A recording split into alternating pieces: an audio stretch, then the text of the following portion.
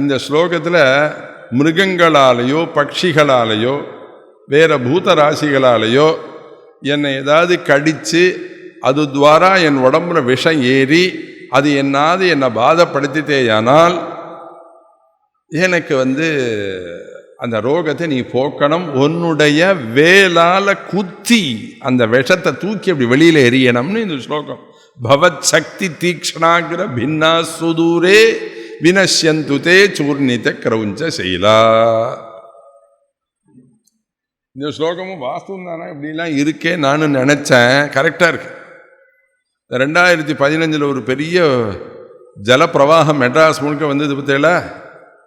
D நகரில் மங்கேஷ் ஸ்ட்ரீட்டுன்னு ஒரு street, ஜிஆர்டிக்கு பின்னாடி பக்கம் இருக்கு. அங்கெல்லாம் தண்ணியில் மூழ்கிடுச்சு. ஒரு வயசான தாத்தா, வயசானவர், ஒரு வைஷ்ணவர், ஒரு வயசானவர் அழகா பிள்ளையாதுக்கு போய் இருக்கக்கூடாதா, வீதியை ஆற விட்டது, இறங்கினார். பிள்ளையாதுக்கு போக மாட்டேன், இந்த பிள்ளையாதில் தான் இருப்பேன்னு மங்கேஷ் ஸ்ட்ரீட்டில் வந்தார். தண்ணியெல்லாம் வடிஞ்சு மண்ணு கிண்ணு சேரு சகுதி எல்லாத்தையும் க்ளீன் பண்ணி ஆற்ற புனருத்தாரணம் பண்ணி ஜீர்ணோத்தாரண கும்பாபிஷேகம் மாதிரி எல்லாத்தையும் பண்ணி முடிச்சுட்டு இந்த கதவு வாசக்கதவு திறந்தபடியே இருக்கு. இந்த தாத்தா சும்மா இருக்கக்கூடாதா, போய் அந்த கதவை இழுத்தார். இந்த கதவை இழுத்தா அந்த கதவுக்கு பின்னாளிலேருந்து ஒரு வண்டு ஒன்று பறந்து அந்த தாத்தாவை கடிச்சுது. கடிச்சா அவர் என்ன நினச்சிட்டார், ஏதோ சாதாரண தானே இப்படி தட்டினார். நான் இந்த மேடையில் பொய் சொல்ல மாட்டேன், சத்தியத்தை தான் பேசுகிறேன். கடிச்சா அடுத்த ஒரு வாரத்தில் ஒரு பக்கம் கை வேலை செய்யல, அடுத்த ஒரு வாரத்தில் ஒரு கால் வேலை செய்யல, அடுத்த ஒரு வாரத்தில் இன்னொரு கை வேலை செய்யல, அடுத்த ஒரு வாரத்தில் இன்னொரு கால் வேலை செய்யல. தாத்தா ஆஸ்பத்திரியில் இருக்கார். வைத்தியம் நடந்துட்டே இருக்கு, லட்சக்கணக்கான செலவழியது. அவள் எல்லாரும் குரோம்பேட்டைக்கு எங்கேயாவது ஓடி வந்தா, ஜாதகத்தை எடுத்துன்னு எப்படியாவது குழைக்க வைங்க. இன்னைக்கு இருக்கார் அவர். இப்போ நான் கதை சொல்கிறேனே, இப்போ அந்த தாத்தா உயிரோடு இருக்கார். என்கிட்ட கேட்டு ஜாதகத்தை பார்த்து இன்னென்ன பரிகாரம் பண்ணுங்கன்னு சொல்லி அதுக்கு பரிகாரம்லாம் பண்ணி அந்த தாத்தா சௌரியமாகி எழுந்து உட்காந்துண்டு சௌரியமாயிட்டேன். வைஷ்ணவர் தனிக்கும் அவ. எதுக்கு சொல்ல வந்தேன், ஒரு பக்ஷி ஜாலம்னு சொல்கிறோம், ஆனால் அந்த பக்ஷி ஏற்படுத்துகிற கஷ்டம் எவ்வளவுன்னு நம்மளால் புரிஞ்சிக்க முடியாது. அதைத்தான் சொல்கிறார் ஆதிசங்கரர். மிருகா பக்ஷிணோ தம்சகாயேச்ச துஷ்டாः ததா வியாதயோ பாதகாயே மதங்கே பவத் சக்தி தீக்ஷ்ணாக்ர பின்னா சுதூரே வினஷ்யந்து தே சூர்ணித கிரௌஞ்ச சைலா.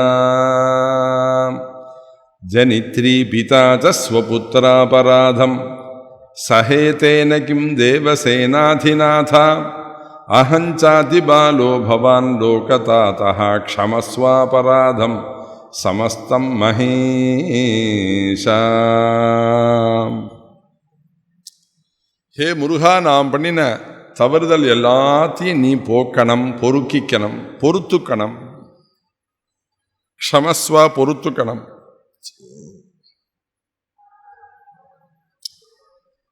ஒரு குழந்தைகள் பண்ணக்கூடிய கஷ்டங்களை எல்லாத்தையும் ஒரு அப்பா அம்மா பொறுத்துக்கிற மாதிரி நான் என் வாழ்நாளில் பண்ணியிருக்கக்கூடிய பாவங்கள் எல்லாத்தையும் பொறுத்து போக்கி என்னை நல்லவனாக ஆக்கி ரட்சிக்கப்பட வேண்டும். இந்த ஸ்லோகத்துக்கு இதான் அர்த்தம். இப்படி 33 ஸ்லோகம். ஜயானந்த பூமன் ஜயா பாரதாமன் ஜயா மோக கீர்த்தே ஜயானந்தமூர்த்தே ஜயானந்த சிந்தோ ஜயா சேஷபந்தோ ஜயத்வம் சதா முக்திதானா ஈசசூனோ. நமः கேகினே சக்தயே சாபி துப்யம் நமச்சாகதுப்யம் நமः குக்குடாய நமः சிந்தவே சிந்து தேசாய துப்யம் புனஸ்கந்தமூர்த்தே நமஸ்தே நமோஸ்து. முருகனை பார்த்து பிரார்த்திக்கிறார். நமः கேகினே சக்தயே சாபி துப்யம் நமச்சாகதுப்யம் நமः குக்குடாய நமः சிந்தவே சிந்து தேசாய துப்யம் புனஸ்கந்தமூர்த்தே நமஸ்தே நமோஸ்து சொல்றார். இப்படி 33 ஸ்லோகத்தினாலே திருச்செந்தூர் முருகனை பூஜிச்சு 33வது ஸ்லோகத்தில் முடிக்கிறார் மங்களமாக. புஜங்காக்கிய விருத்தேன கிளுப்தம் ஸ்தவம் யஃப் படேத் பக்தி யுக்தோ குஹம் சம்பிரணம்ய சபுத்ரான் கலத்ரம் தனம் தீர்க்கமாயுஹு லபேதி ஸ்கந்தசாயுஜ்யமந்தே நரஸஹா. இப்படி சொல்லப்பட்டிருக்கு. இந்த ஸ்லோகத்தை யார் ஒருத்தர் எழுந்துன்னு நமஸ்காரம் பண்ணணும். 33 நமஸ்காரம் பண்ணணும். குஹம் சம்பிரணம்ய, தெய்வத்துக்கிட்ட போக வேண்டிய முறை என்னன்னா நமஸ்கரிச்சுட்டே போகணும். ஏதோ உட்காண்டபடியே பூஜை பண்ணினா போகிறோம், எழுந்துன்னு நமஸ்காரம் பண்ணணும். பிரணாமோ துக்க சமனஹ தம் நமாமி ஹரிம் பரம். நமஸ்கரிக்க துக்கம் போகும். அதுபோல ஒவ்வொரு ஸ்லோகம் முடிஞ்ச உடனே எழுந்து நின்றுட்டு முருகனுக்கு நமஸ்கரிக்கணும். அது மாதிரி ஒருத்தன் நமஸ்காரம் பண்ணினானே ஆனால் இந்த லோகத்தில் வேண்டிய சகல விதமான க்ஷேமத்தையும் மனசாந்தியும் நல்ல புத்திர பௌத்திராதி சமிருத்தியையும் சகல விதமான க்ஷேமத்தையும் செந்திலாண்டவன் கொடுத்து கடைசியில் அவனுடைய ஆயுசு பூர்த்தி ஆகும்போது ஸ்கந்தனோட சேர்ந்துடுறான். லபேத் ஸ்கந்த சாயுஜ்யம் அந்தே நரஸஹா சொல்றான். பேர்பட்ட முருகனுடைய ஸ்தோத்திரத்தை சொல்லி முடித்தவனே திருச்செந்தூர் முருகன் இறங்கி வந்து அந்த திருஸ்வதந்திரர்கள் கொடுக்குற மாதிரி, அந்த போத்தி கொடுக்குற மாதிரி பன்னீரள விபூதி எடுக்கு ஆதிசங்கரருக்கு அனுகிரகம் பண்ணி கொடுக்க அந்த விபூதியை வாங்கின்றார் ஆதிசங்கரர். உடனே முருகன் சொன்னான், வயத்து வலின்னு தானே என்னை தேடி வந்தீர்கள், அந்த வயத்தில் அந்த விபூதியை தடவுங்கள். உடனே இந்த விபூதி எடுத்து வயத்தில் தடவின்றார் ஆதிசங்கரர். அந்த அபினவகுப்தனால் பண்ணப்பட்டதான பில்லி சூன்யம் ஏவெல்லாம் இருக்கு பார்த்தேல, அந்த தோஷம் அந்த சிரமம் எல்லாம் அந்த திருச்செந்தூர் முருகனுடைய விபூதியை இட்டுண்ட க்ஷண மாத்திரத்தில் எல்லா துக்கமும் போய் பரம சுவாஸ்தியத்தை அடைஞ்சார் ஆதிசங்கர பகவத்பாதாச்சாரியால். உடனே முருகன் பிரத்யக்ஷமானதுனாலே முருகனுக்கு நமஸ்காரம் பண்ணி முருகனுடைய கிருபையை அடைஞ்சார் அப்படின்னு அவருடைய சரித்திரம். இங்கேயுமே 7ஆம் தேதி நாளன்னியோட கதை முடியும். நாளன்னிக்கு பக்தர்கள் வரவா எல்லாருக்கும் திருச்செந்தூர் விபூதி பிரசாதம் கொடுக்கப்படும். இப்போ பிப்ரவரி மாதம் 1ஆம் தேதி 2ஆம் தேதி 3ஆம் தேதி 4ஆம் தேதி முருகனுக்காக ரிக்வேதம் யஜுர்வேதம் சாமவேதம் அதர்வண வேதம் எல்லாம் திருச்செந்தூர் முருகனுக்காக பாராயணெல்லாம் நடத்தி திருச்செந்தூரில் சிருங்கேரி மடத்தில் எல்லாம் பண்ணி எல்லாம் பிராமணாலெல்லாம் அழைச்சின்னு போய் அத்தியுதமாக நடந்தது. முருகனுக்கு அபிஷேகம்லாம் விசேஷமாக ஆராதனைலாம் நடந்தது. இதுக்கு சொல்ல வந்த அப்பேற்பட்ட அந்த திருச்செந்தூர் விபூதி அவ்வளோ உயர்வானது. பழைய காலத்துலலாம் ஒரு குழந்தைக்கு உடம்பு வந்துடுத்து அப்படின்னா ஒரு உண்டியல் வச்சுருப்பேன். சின்னதாக ஒரு உண்டியல் இருக்கும். அந்த உண்டியலில் என் குழந்தைய உடம்பு சௌரியமானோம், வைத்தீஸ்வரா நீ தான் என் குழந்தையினுடைய ரோகத்தை போக்கணும் அப்படின்னு அந்த உண்டியலில் போய் அவள்கிட்ட என்ன இருக்கோ 10 பைசா 1/4 ரூபா 8 அணா 1 ரூபா எது இருக்கோ அதை அந்த உண்டியலில் போடுவேன். மறுநாள் காலத்தால் அந்த குழந்தைக்கு உடம்பு சரியாக போடும். இந்த உண்டியல்லையே எழுதி வச்சிருப்பா, இது வைத்தீஸ்வரன் கோவில் உண்டியல், இது பழனி முருகன் உண்டியல், இது திருப்பதி உண்டியல் அப்படின்னு எழுதி வச்சிருப்பா. அப்படி உண்டியலுக்கெல்லாம் சுவாமிக்கெல்லாம் போடுறத நிறுத்தினதுனால தான் இன்றைக்கி ஆஸ்பத்திரியில் கொண்டு போய் லட்சமாக கொண்டு போய் கிரெடிட் கார்டை வச்சு தேய்க்கிறோம் இல்லையா. முள்ளு வாங்கியால் எடுக்க வேண்டிய வஸ்துவை கோடாலியால் வெட்டி எடுக்கிறோம். அதுதான் விஷயம். ஒரு பக்தியோடு ஒரு ஸ்தோத்திரத்தோடு ஒரு தெய்வத்தை பூஜை பண்ணினால் அந்த தெய்வம் பிரசன்னமாகி எல்லா கஷ்டத்தையும் போக்க ரெடியாக இருக்கு. ஆனால் தெய்வத்தை கூப்பல்ல, தெய்வத்தை நம்பல்ல, மருந்தை நம்புறோம், ஆஸ்பத்திரியை நம்புறோம், சிகிச்சையை நம்புறோம். அவளும் கடைசியில் என்ன சொல்றா தெரியுமோ, நாங்கள் போட்ட மருந்தெல்லாம் உங்கள் அப்பா உடம்புல சேரவே இல்லைங்கிறார் இந்த டாக்டர். 20-30 லட்சம் செலவு ஆன பின்பு சொல்றார் இந்த வார்த்தையா. என்ன சொல்றார், நாங்கள் கொடுத்த மருந்தெல்லாம் உங்கள் அப்பா உடம்புல சேரவில்லை, ஏற்றுக்கல உங்கள் அப்பா உடம்பு அப்படின்ற எதுக்கு சொல்லுவார. அதனால பழைய காலத்துலலாம் ராத்திரி படுத்துக்கிறதே பகவானை ஆராதனை பண்ணிட்டு படுத்துப்பா, கார்த்தால ஏந்தின உடனே பகவானை ஆராதிச்சுன்னு ஏந்திருப்பா. அப்படி இருந்த பாரத தேசம் இந்து மதம். எல்லாம் கொஞ்சம் கொஞ்சமாக மாறி மாறி மாறி பகலில் செய்ய வேண்டிய அவன் ஆஃபீஸ் ஒர்க்கெல்லாம் ராத்திரியில் செய்ய ஆரம்பிச்சுட்டா. எது பகல் எது ராத்திரி எது எப்போ ஓய்வு அதெல்லாம் ஒன்றுமே இல்லை. ஆமாம், அப்படி ஆயிடுச்சு. அது மாதிரி ஆயிடுச்சு. அதெல்லாம் மாறணும். பழைய எப்படி பாரத தேசம் நல்ல அற்புதமான தேசமாக மாறணும். எங்கே பார்த்தாலும் தர்மம் தழைக்கணும், எல்லாரும் சௌரியமாக இருக்கணும். இவ நன்னா இருக்கணும் அவள் கெட்டு போனங்கிற எண்ணமே ஹிந்து மதத்தில் கிடையவே கிடையாது. அவள் கிறிஸ்தவர்களாக இருந்தாலும் நன்னா இருக்கணும், முஸ்லீமாக இருந்தாலும் நன்னா இருக்கணும், எந்த ஜாதியில் பிறந்திருந்தாலும் நன்னா இருக்கணும், எல்லாரும் சௌரியமாக இருக்கணும்னு நினைக்கக்கூடிய மதம் நம்மளுடைய மதம். அப்படிதான் நம்ம பிரார்த்திக்கிறோம். அத்தியுதமாக அன்னைக்கு ஆரம்பிக்கிறதே சொன்னேன். திருச்செந்தூர் மகாத்மிய ஸ்லோகங்கள்லாம் சுகருக்கு வியாசர் சொல்லிட்டே வந்தார் அப்படின்னு.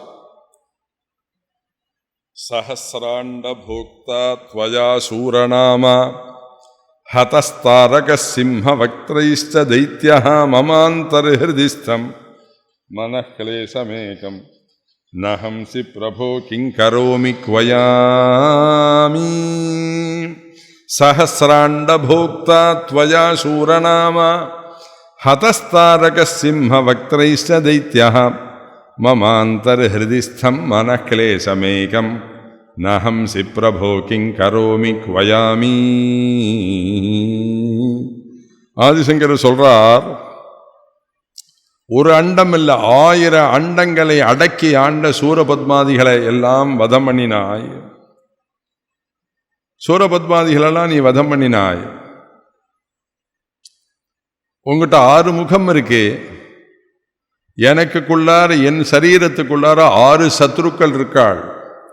என்ன 6 சத்ருக்கள்? காம குரோத லோப மோக மத மாத்சரியம்னு 6 சத்ருக்கள் எனக்குள்ளார இருக்கார். இந்த சத்ருக்களெல்லாம் நீ எப்போ அழிக்க போறாய்? உன்னை அண்டி நான் வேற யாரை செல்வேன்? குவயாமி, வேறு எங்கு செல்வேன் அப்படிங்கிறார். இந்த சூரபத்மாதிகள் வதம் அவ்வளவு சுலபம் அல்ல, அவ்வளவு சுலபம் அல்ல. அவன் பயங்கரமான ராட்சசன், அசுரன். அவனை ஒன்றும் அவ்வளவு சுலபமாக அழிச்சிட முடியாது. நம்பாத்துல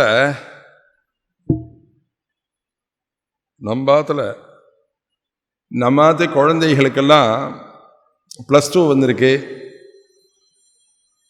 10th வந்திருக்கு அப்படின்னா உடனே எல்லாரும் கோயிலுக்கு படையெடுக்க ஆரம்பி. அது வரையில் கோயிலுக்கு போக மாட்டான். அவன் அவன் பிசாமல் இருப்பான், ஆற்றுல சாப்பிட்டு.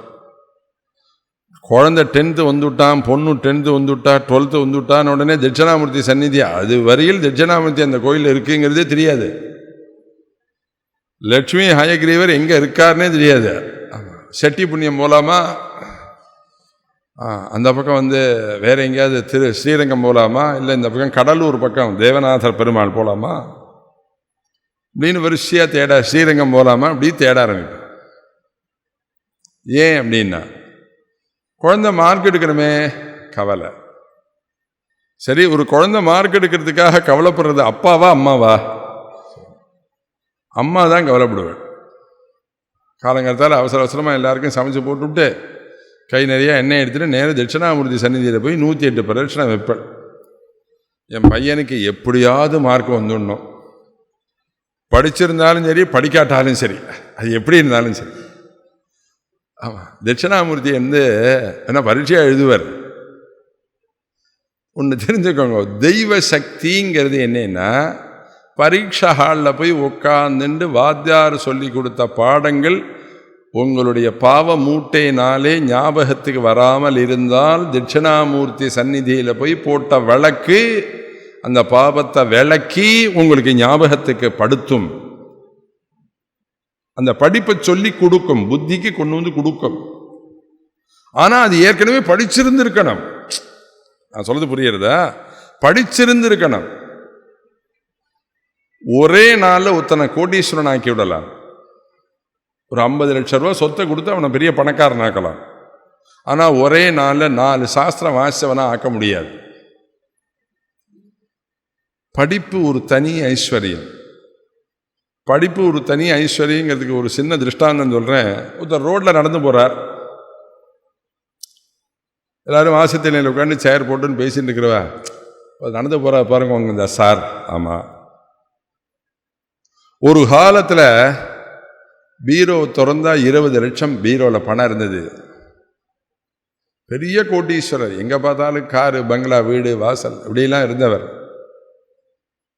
நேர கிண்டியில போய் அஸ்வமேத யாகம் நடந்தது பத்தியில அந்த அஸ்வமேதத்துல போய் பணத்தை கட்டினார். குதிரை மேல பணத்தை கட்டினார். எல்லாம் ஓம் தைப்பூசந்தான், அரஹரோஹர எல்லாம் போய் சேர்ந்துடுச்சு. இன்னைக்கு அவர் கையில 200 ரூபா பணம் கிடையாது. ஒரு டிஃபன் பண்றதுக்கு ஒரு 200 ரூபா பணம் கிடையாது. ஏதோ அவரும் உயிர் வாழ்ந்துட்டு இருக்கார். ஏதோ புள்ள மாட்டுப்புன்னு சாப்பாடு போடுறார், சாப்பிட்டு ரோட்ல நடமாடுறார் அப்படின்னு ஒருத்தரை பார்த்து நம்ம சொன்னாலும் சொல்லலாம். ஒரு வயசானவர் நடந்து போறதே, ஒரு காலத்தில் அவர் 2 PhD பண்ணினவர், பெரிய படிப்பாளி. ஆனா இன்னைக்கு 2ஆம் கிளாஸுக்கு மண்ணாடுறார்னு அவரை பார்த்து சொல்ல முடியாது.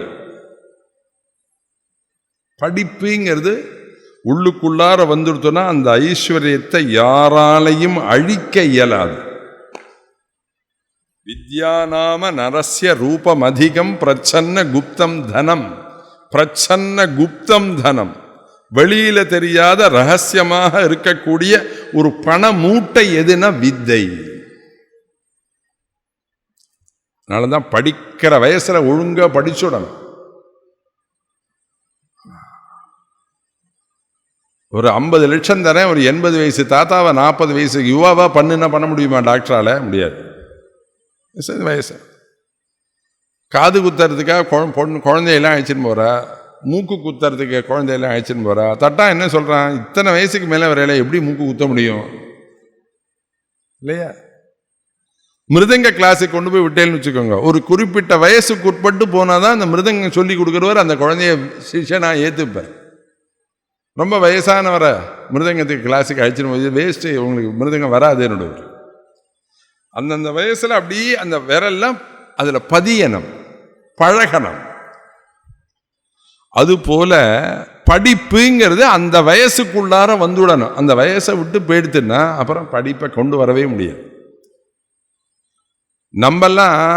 நம்மாத்து குழந்தை பரீட்சையில் பாஸ் ஆகணும்னு கோயிலை சுத்துறோம், தட்சிணாமூர்த்தி சுத்துறோம், என்னென்னமோலாம் பண்றோம்.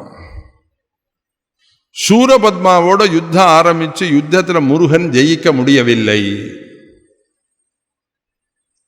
அப்ப அவ அப்பாவான பரமேஸ்வரன் வேண்டின்றாராம்.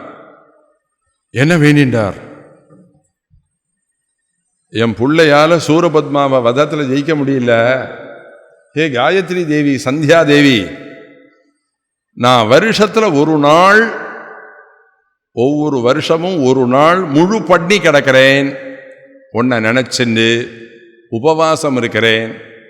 நான் ஒரு நாள் உபவாசம் இருக்கிறது ஆச்சரியம் இல்லை. உலகத்தில் உள்ள பக்தர்கள் எல்லாருக்கும் அன்னைக்கு சாப்பாடு அன்னதானம் பண்றேன்.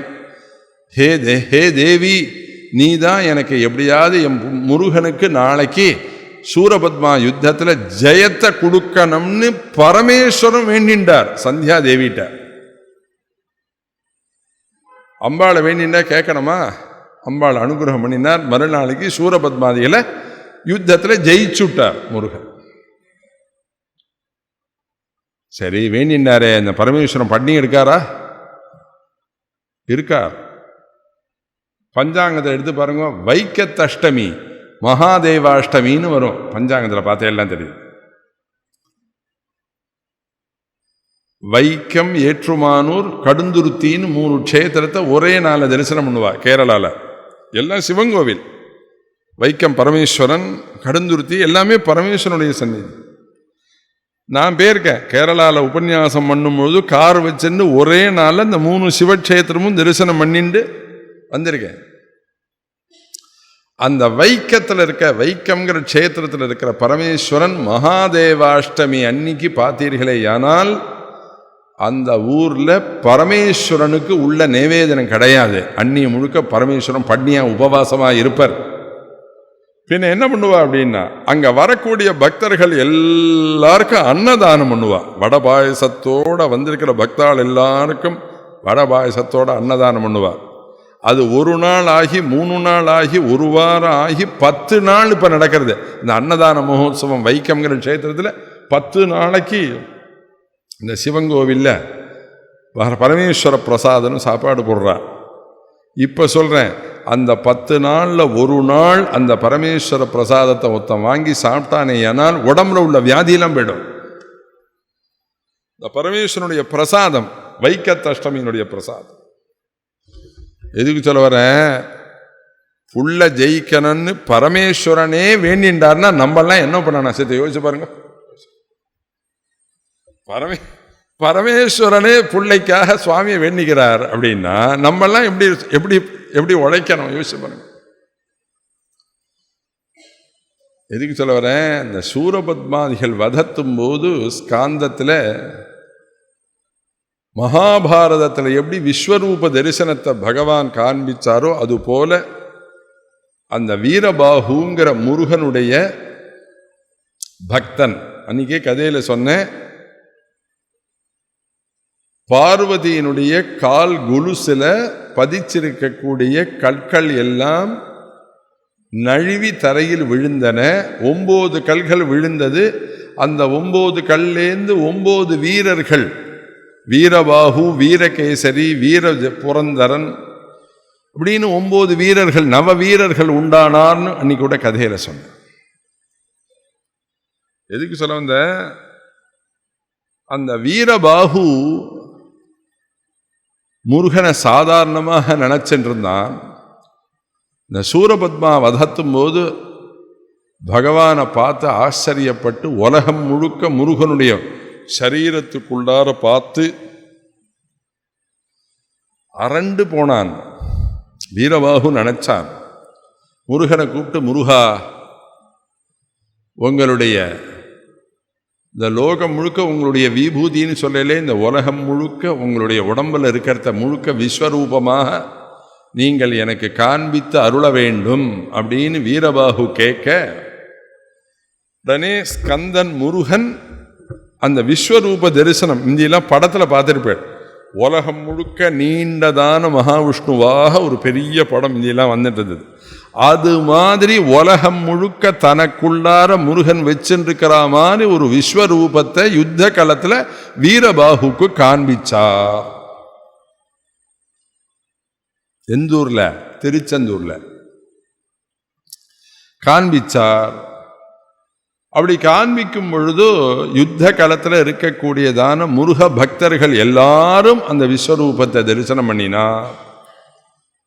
மகாபாரதத்தில் கூட விஸ்வரூப தரிசனம் இருக்கு.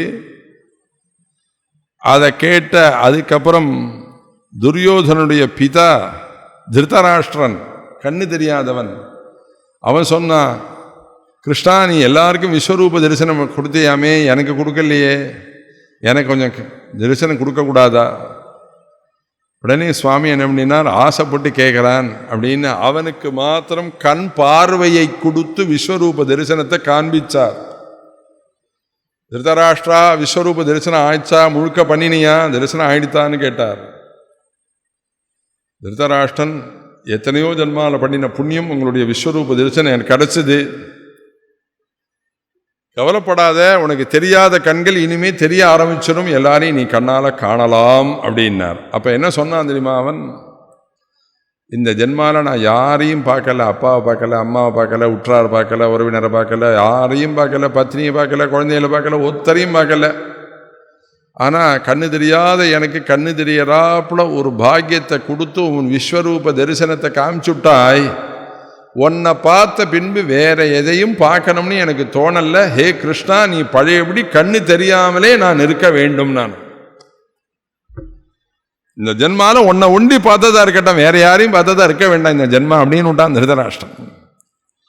அதுபோல இந்த விஸ்வரூபத்தை முழுக்க அப்படி முருகப்பெருமான் வீரபாகு அந்த இருக்கக்கூடிய திரிஸ்வதந்திரால் எல்லாருக்கும் அப்படி தரிசனத்தை கொடுத்த. அப்ப சொல்றார் வியாசர், ஸ்ருணு ஆச்சரிய கதாம் விப்ர சர்வ அகௌக விநாசினீம் சர்வ சௌபாகிய ஜனனீம் ஷண்முகஸ்ய மகாத்மனா. வியாசர் சொல்றார், தன் புத்திரனா இருக்கக்கூடிய சுகரை பார்த்து, ஹே சுகா, ஸ்ருணு ஆச்சரிய கதாம், மிகவும் ஆச்சரியமான கதைகள்லாம் நான் சொல்லிண்டே வரேன், முருகனுடைய கதைகளை. ஸ்ருணு, அதை காதால கேட்பீராக.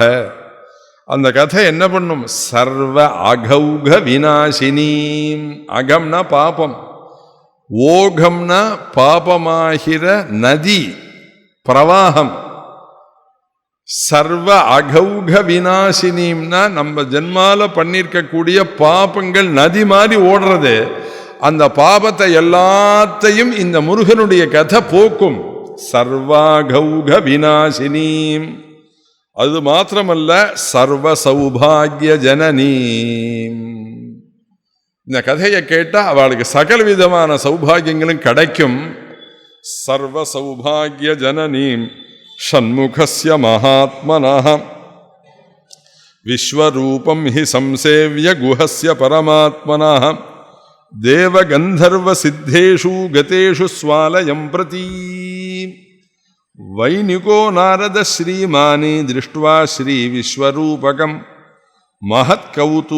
மஹத்கௌதுக சம்பின்ன ரோமாஞ்சாஞ்சித விக்கிரஹ நிஜவீணாரவானந்தஹ விவசீகிருத விஸ்வசிர்க் சாரதாப்ரஸ்தடித்பூஷ இவ வீணா விபூஷிதஹ நாராயண கரோன்முக்த சுதர்சன இவ ஸ்வயம் வைகுண்ட மந்திரம் விஷ்ணோஹோ நிலையம் பரமம் யயௌ.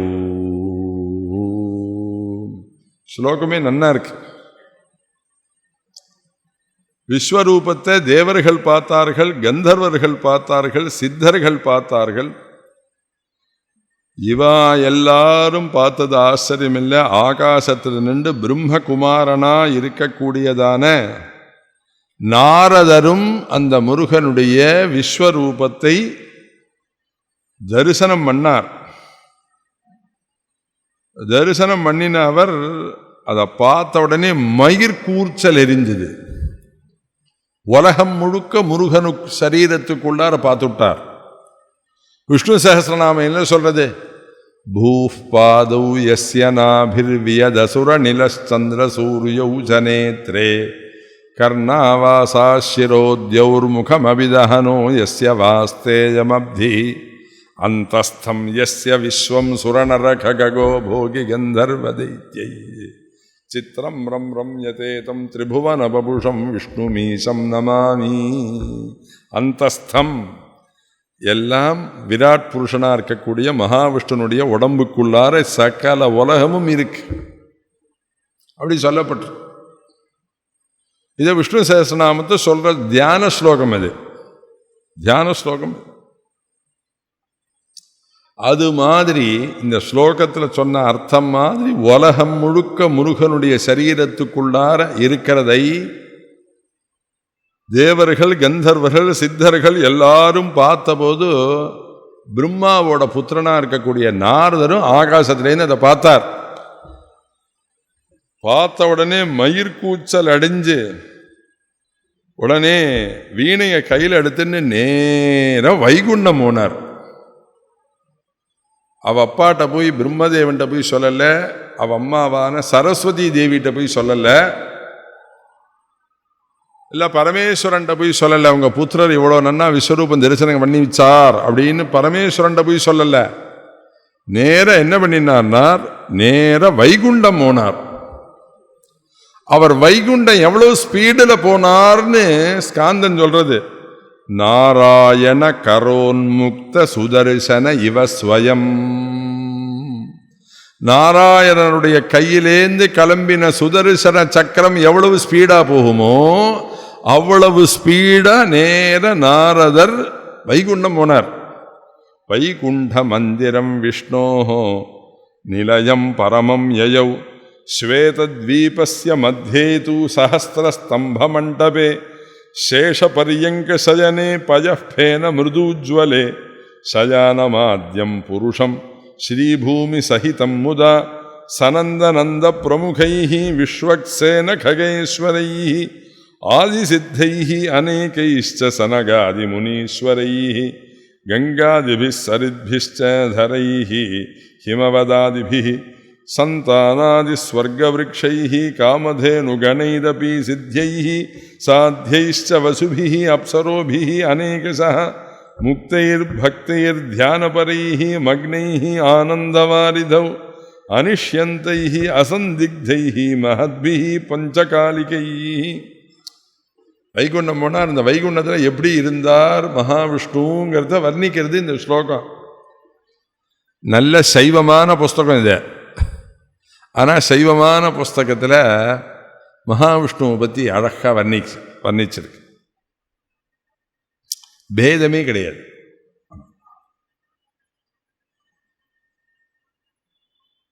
திருவெண்காடுன்னு ஒரு ஊர் இருக்கு இல்லையா, மாயவரத்துக்கிட்ட, ஸ்வேதாரண்யேஸ்வரர். ஸ்வேதாரண்யேஸ்வரர் மாதிரின்னு ஒரு ஸ்லோகம் ராமாயணத்தில் அயோத்தியா கண்டத்தில் இருக்கு. ராமாயணத்தில் ஸ்வேதாரண்யேஸ்வரர் மாதிரி பரமேஸ்வரன் ஒரு ஸ்லோகம் இருக்கு. ஸ்வேதாரண்யர்னு ஒரு பதம் இருக்கு ராமாயணத்தில், பார்த்தா தெரியும். அதை மூலபாராயணம் பண்ணுறதே எனக்கு தூக்கி வாரி போகணும். ராமாயணத்துக்கு முன்னாடியிலேருந்தே இந்த திருவெண்காடு பரமேஸ்வரன் இருக்கார் அப்படின்னு தெரியுது. பழைய பரமேஸ்வரன் அப்படி சொல்லப்பட்டிருக்கு. எதுக்கு தோழர? ஸ்வேதத்வீபஸ்ய மத்தியே தூ சஹஸ்ரஸ்தம்ப மண்டபே. வைகுண்ட வர்ணனம் இந்த ஸ்லோகம். பாகவதத்திலையும் வைகுண்ட வர்ணனம் இருக்கு. சனகாதிகள் பகவானை பார்க்கறதுக்காக போறார். வைகுண்ட வர்ணனம்னு அங்கே அத்தியுதமாக பாகவதத்தில் வர்ணிக்கப்பட்டிருக்கு. ரொம்ப நல்லா இருக்கும். வரிசையா பூச்செடிகள்லாம் இருக்கும். லக்ஷ்மி வனம்னு பேர். அந்த லக்ஷ்மி வனத்தில் சாயங்காலம் 4:30-5 மணிக்கு மகாவிஷ்ணு வந்து உட்காருவர். மகாலட்சுமி அங்கே கிட்ட கிடக்கிற புஷ்பத்தெல்லாம் எடுத்துகிட்டு வந்து கொண்டு வந்து பகவான் வந்து உட்கார்ந்த உடனே அர்ச்சனை பண்ணுவாள், பிரத்யக்ஷ பூஜை பண்ணுவாள்.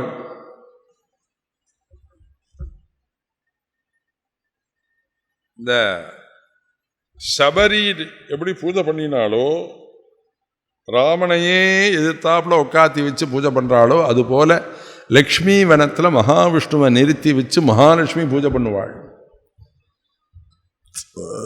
பாகவதத்தில் எத்தனை விதமான பூச்செடிகள்லாம் அந்த லட்சுமி வனத்தில் இருந்ததுன்னு வரிசையாக வர்ணித்தார் வியாசர்.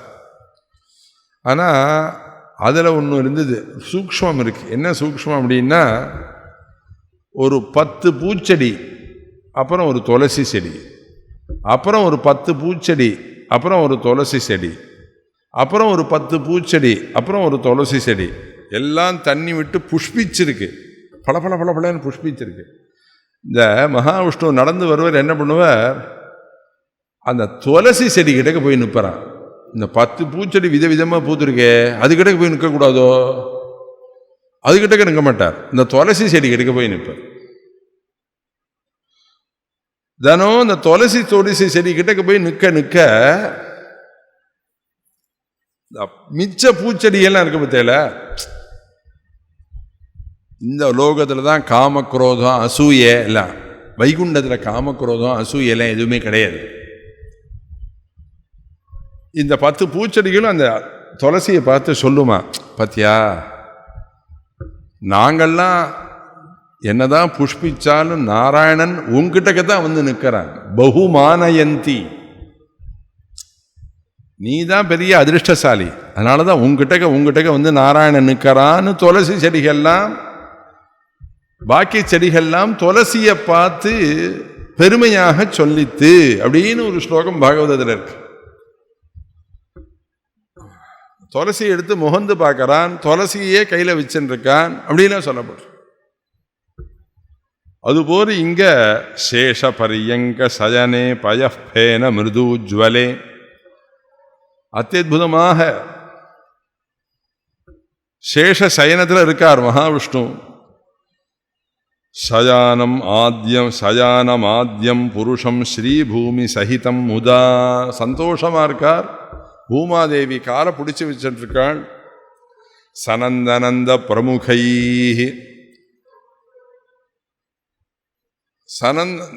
அவா எல்லாரும் சனகாதிகள் எல்லாரும் கிட்டக்க நின்று ஸ்தோத்திரம் பண்றா. கருடன் ஸ்தோத்திரம் பண்றார். ஆதி சித்தர்கள், சனகாதிகள், கங்காதி தீர்த்தங்கள், நல்ல மலைகள் எல்லாம் இருக்கு. ஸ்வர்க விருட்சங்கள்லாம் இருக்கு. காமதேனுலாம் இருக்கு. சித்தர்கள் இருக்கா, சாத்தியர்கள்லாம் இருக்கா. இப்படிலாம் நிறைய பேர் இருக்கா. முக்தைஹி பக்தைஹி தியானபரைஹி மக்னைஹி ஆனந்தவாரிபி. எல்லாரும் முழுகினவாளா இருக்கா. மகாவிஷ்ணுவனுடைய அந்த சௌந்தரியத்தை பார்த்து அழகில முழுகினவர்களாக இருக்கிறார்கள். ஆனந்தாஸ்ரு பரீதாட்சா புலகாங்கித விக்கிரஹா. அதை பார்த்த உடனே பரம சந்தோஷத்தை அடைஞ்சார் நாரத பகவான். போய் நமஸ்காரம் பண்றார். தண்டவத் பிரணதோ பூத்வா நாரதோ பிரம்மநந்தனா ஆனமத் கந்தரோ வித்வானே மூர்தனா முகுளிதாஞ்சலி தஸ்தௌ தூஷ்ணீம் தியானபரஹ மஹத்தரிசன நிர்வృతः ததானீம் பகவானாதிதேவோ தேவேசநந்தனம் பृष्ट्वा तु कुशलं तत्र पाद्यार्घ्यैः अभिपूज्य च शातकुम्भधराकारे चासने तं निवेश्य च श्रीमन्नारददेवेढ्या शुद्धान्तःकरणप्रभो दृष्ट्वाश्चर्यमिवाभासि पुलकाङ्कितविग्रहः मन्दस्मितमुखश्चित्रं वक्तुकामः समागतः वक्तव्यं झटिति ब्रह्मन् सभाकौतुककारक इत्युक्ते वै भगवती नारदः प्रत्युवाच तम्. ஒரு 5-6 ஸ்லோகத்தை வாசிக்கிறேனே. இந்த ஸ்லோகம்லாம் அவ்வளோ அழகாக இருக்கு. அதனால் இந்த ஸ்லோகத்தை தள்ளிண்டு போக மனசு இல்லை. அவ்வளோ அழகாக இருக்கு இந்த ஸ்லோகங்கள். இந்த நாரதரை பார்த்த உடனே நாரதரை வரவேற்று அர்க்கியம் பாத்தியம் ஆச்சமனியம் எல்லாம் கொடுக்குறாரா மகாவிஷ்ணு. அப்புறம் ஆசனே தம் நிவேசியச்ச, ஒரு ஆசனத்தில் அவரை உட்காத்தி வச்சு அவரை பார்த்து சொல்றார், ஸ்ரீமன் நாரத தேவேட்யா, ஹே நாரத முனிவரே. அது மாத்திரமல்ல, மந்தஸ்மித முகச்சித்திரம் திருஷ்டுவாச்சரியமிவாபாசி, ஏதோ ஒரு ஆச்சரியத்தை கண்ணால பார்த்திருக்கிறீர்னு தெரியறது. உங்களை பார்த்தும் போதே திருஷ்டுவா பார்த்திருக்கிறீர், ஆச்சரியத்தை பார்த்திருக்கிறீர். திருஷ்டுவாச்சரியமிவாபாசி புலகாங்கித விக்கிரஹா, மயிர்கூச்சலிட்டு நிற்கிறேள், அதுவும் எனக்கு தெரியறது. மந்தஸ்மித முகச்சித்திரம் வக்துகாம சமாகதா, இந்த ஆச்சரியத்தை சொல்லணும்னு அவசர அவசரமா என்கிட்ட வந்திருக்கேள் நீங்க, அது எனக்கு தெரியும். வக்துகாமஹா, சொல்றதுக்காக வந்திருக்கேள். சமாகதா வந்திருக்கேள். வக்தவ்யம் ஜடிதி, சீக்கிரமா சொல்லுங்க. வக்தவ்யம் ஜடிதி பிரம்மன் சபா கௌதுக காரகா. ஒரு சபையில உட்காந்து பேசினா அந்த சபையில் இருக்கிறவா எல்லாரும் சந்தோஷமா அவர் முகத்தை பார்த்துட்டே இருக்கணும். அப்படி பேசணும். அப்படி பேசினாதான் அவர் பெரிய பேச்சாளர்னு அர்த்தம். அதை சொல்றார். சபா கௌதுக காரகா அப்படின்னா என்ன அர்த்தம்னா, அந்த சபையில எல்லாருக்கும் சந்தோஷத்தை கொடுக்கிற மாதிரி பேசக்கூடியவன் சபா கௌதுக காரகா.